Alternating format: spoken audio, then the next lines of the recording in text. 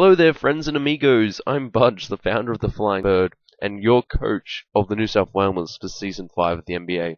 We finished in last place due to school commitments, which saw me forfeit my last 3 games.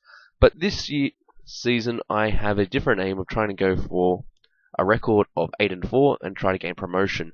This draft analysis will cover a few things, including the unveiling of my new team, the Sydney Shifters. Gracias por mi logo, ses, which translates to thank you for my logo, ses. Who was recently featured on his new channel, Codio Amigo. It's in Spanish, but really would appreciate anyone who can check it out. Without further ado, let's get on to my draft. So my plan for the draft was a hybrid of my points draft, which was quite successful. Points of it has actually sort of closed because everyone sort of left. And the initial plan was a super hyper offensive team, meaning win in under 20 turns or go home and really try to put a lot of offensive pressure on my opponents. I find that when I'm on the attack, a lot of my opponents can't withstand the pressure. The first monster I decided to draft formed the first part of my 3-man core, which will probably be brought every week. This monster is returning back to Sydney because, let's be real, he was a great mon for me last season. This is Kyurem Black, also dubbed the Professor West. 9 kills from 6 games with 6 deaths had to be an inclusion, especially considering he missed out on the MVP slot by 1 in the top 10, and it only came to 6 games, and a lot of other people's mons came to 12. It has a massive 170 attack stat, and it also can hit really hard on the special side. The Professor had to make a return. He absolutely tore up Kalos last season, and he can be one of the best mons in draft. The second mon I really want to complement Kyurem Black and was to bolster the core. I really wanted something that could hit really hard, that could be both special and physical, so that way that Kyurem didn't always have to be physical, and really to scare my opponents. Sticking with the points draft idea, Charizard Y was drafted, also known as the Flying Dragon Bird. It went undrafted in Season 5 of Kalos, but I really think it's got a lot of potential. I know that 812 personally really dislikes it because Fire Blast is cancer and rocks cripples it. But I really think it's something that I really enjoy using, and I think it's got a lot of potential. And I think I'll prove 812 wrong. The third mon I didn't have a choice in because I was absent for the draft, but I really wanted Cresselia or Suicune OU3 because Manaphy had already been sniped from me. From Dan, I'm going to try to pronounce it, Zavij, kindly drafted for me. I don't agree with his decision, but he drafted Jolteon, so it's going to be called Zevja's Pony. Will be his name. 4 kills from the Bahamas, and ironically is my least favorite OU mon due to how poor it is in terms of move pool. And it's got decent speed and decent special attack, but yeah, oh well, enough with the ranting. It may do work, we never know. The first mon of UU was really to sort of finish off the core, and the core so far is Kyurem Black and Charizard Y. So, I wanted a hazard setter, and especially one that could put on a lot of offensive pressure. I went with Macca the Roserade, signed from, let me just check. Signed from the Bahamas with no kills. She would definitely try to lift her game like Brianna Tarth. This mon has made sacred vows to me, saying that it will win. It rounds off the beautiful core of Char Y and Kyurem Black due to Technician and Natural Cure. I'll probably bring Technician most weeks because I love that power. Power hungry. I guess you could say I'm Littlefinger. The second mon of my UU was something that was recommended to me by my mentor of Emmanuel. He told me that this mon amigo, it will wreck people, you believe me now, and I was like, okay, I trust you. Because with the pretty obvious rocks weakness I have in my core, something that could be a little bit different. Had to, sail all the way from Portland to get here. I only had 2 kills. A bit unfair. It's Lewis the Haxorist.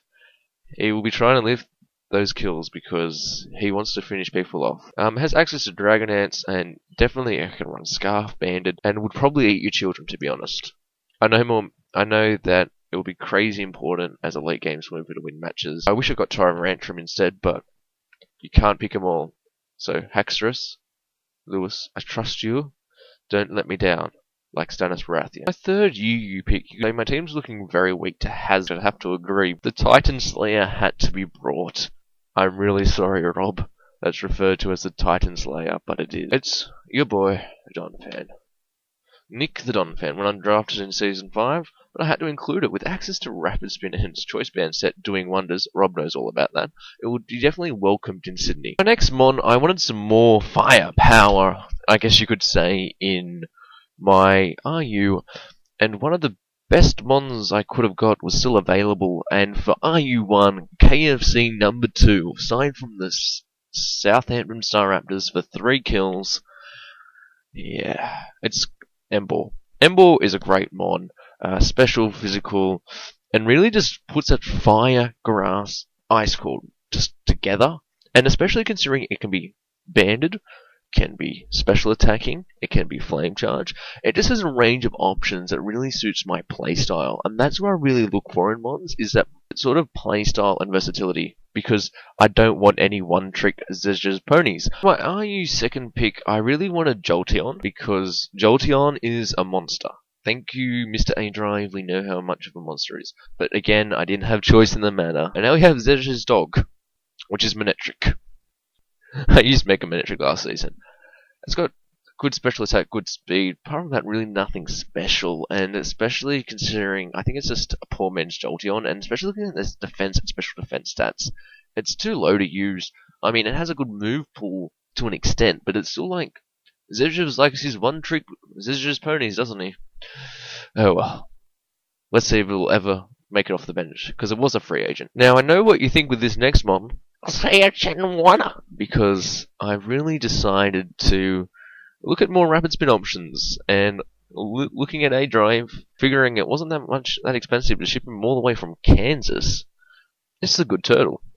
Danklin Jr. is the requested name from Techno. No, because Danklin is your thing, and I want the good turtle, because Danklin's quite evil and likes to sweep people. My guy's a good turtle, takes it easy on people. It bolsters really solid defense stats, and really is just great with Scold. And also the fact is, because I'm a Gen 1er, I need to have the 2 starters, because I like yellow. No, not really, guys, but really expect the good turtle to do some work, and it really will shine. I've got some really cool sets for it, and I know this is meant to be pre-season, but this is sort of mid-season. Look, it's too complicated. They say that, like, Pokemon is just a phase, so is Mismagius. I really want Mismagius because it's a great special defense stat, great speed stat, great special attack stat, wide move pool. It's called just a phase because, who knows, it might be. It was signed from the Bahamas yet again. The Bahamas got a lot of talent last season. Past record was only 1 kill, but look, we're really going to try to bolster that, especially with Dazzling Gleam, Nasty Plot, Substitute. I thought I got Baton Pass, but I was wrong. Idiot me, should have checked. But it was really something that I wanted because it counted as 1 mon in this metagame so well. And it's Rattata. Nah. It's got as a counter team sort of element. We'll just have to see how it works. This mon was so good that its name doesn't even fit on its jersey. This mon, I needed a fairy because I have 2 dragons, and dragons don't like fairies. Fun fact is, I still don't get why. I think that if you look at Game of Thrones, Khaleesi's dragons absolutely destroy everything. But no, come to Pokemon, dragons get a little fairy. I went with the Japanese finger trap, also known as Mawile. Aside from the start, there's only having 1 kill. Intimidate is a good option, and especially with Play Rough, Sucker Punch, and very wide move pool. It's a great mon, and I think that it can do a lot of work. Sheer Force, definitely, with Life Orb, can really just hammer teams and do so well. And it's also another stealth rocker, which is really important to look at when you look at my team composition. I don't have that many hazard options, and Mawile may have to come 1 week to set up the rocks, and then bite someone's finger. So for my last mon, I didn't have a choice. Zedge would like to say something. He was missing a fire type, and I drafted him Combuskin. I mean, sigh. I wanted Combuskin, but I didn't want Combuskin and Embor. I thought I made it pretty clear.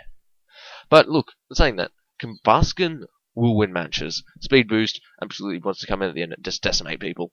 Will-O-Wisp, low kick, you name it. Combuskin is a poor man's Blaziken, but he's a very good poor man's Blaziken, and I really think that he will do a lot of work. He's signed from the free agent yet again, and I think that Combuskin is the OG KFC. He will make someone look really silly.